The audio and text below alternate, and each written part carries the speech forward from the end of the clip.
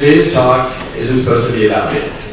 It's supposed to be about everybody in here. I want everybody in here to know that if there's something you truly want to do, there's always a way to do it.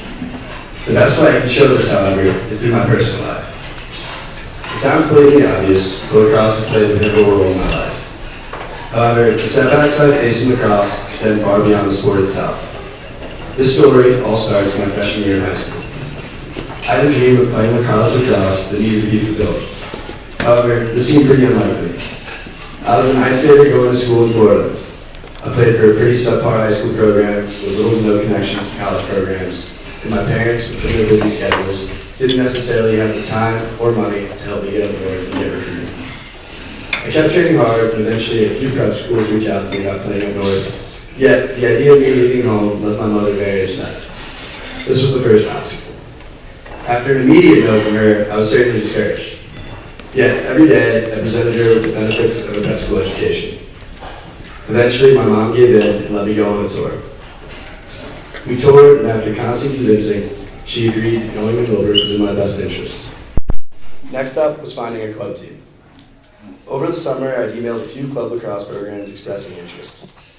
Most of them ignored me, and the ones who did reach back out asked for costs of upwards to $3,000 annually. However, 3 reached back out, one of which happened to be Edge, a club program with a great reputation for putting kids into elite college programs. They told me they could work with my financial situation and I could stay with somebody in the team and save on hotel expenses. I immediately expressed interest, figured out the financials, and saved up all the money I had to try and make it work. My mom immediately said no again because she couldn't come up to take me to tournaments, as they were all over the Northeast and especially in Maryland. However, the more and more I presented the benefits of club lacrosse exposure to her, the more and more open to it she became.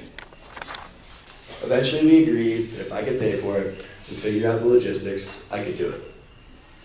That fall of my sophomore year, I saved up my money and figured out the moving pieces of the operation. First, I had my advisor, Ms. Goodwin, give me a ride from Millbrook to Wasaic. Next, I bought a train ticket from Wasaic, New York to Grand Central. I didn't have enough money left over to get a taxi from Grand Central to Penn Station, so I ran across town in order to not miss my connecting train.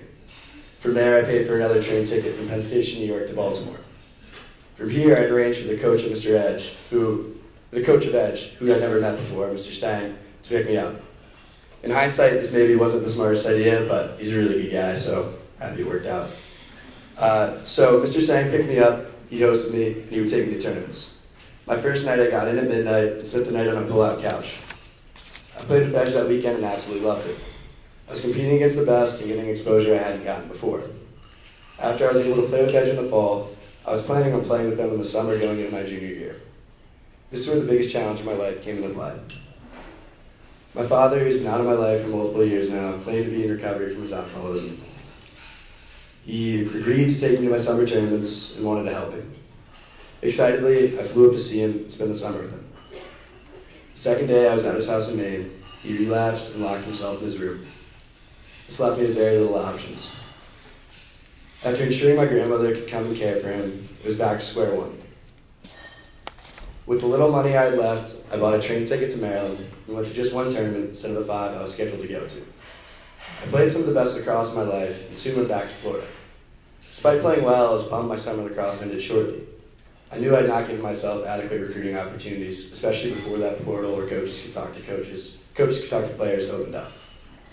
So I figured I needed to play the fall of my junior year. As soon as I got home, I found a 40-hour-a-week job working as a basketball coach for little kids. It was the only job that would hire late into the summer, so I immediately took it.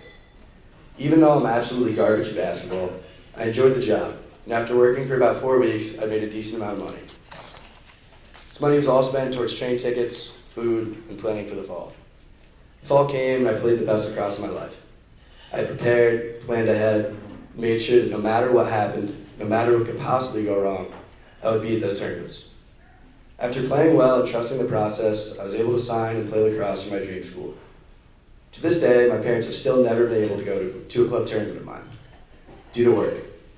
Up until my sophomore year of high school, my parents didn't have the money for me to play club lacrosse. My freshman year of high school, I was just a kid from South Florida playing for an underdeveloped high school program. But I wanted to play in college more than anything in the world. So with that, my point to you all is this. It is easy to blame others for not accomplishing your goals. It's easy to say that you could have done something if you had more support. But the fact of the matter is, it just isn't that easy.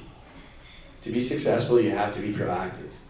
You have to be willing to do everything and anything you can to make something happen. I urge all of you to create your own path, especially when obstacles block the road. Thank you.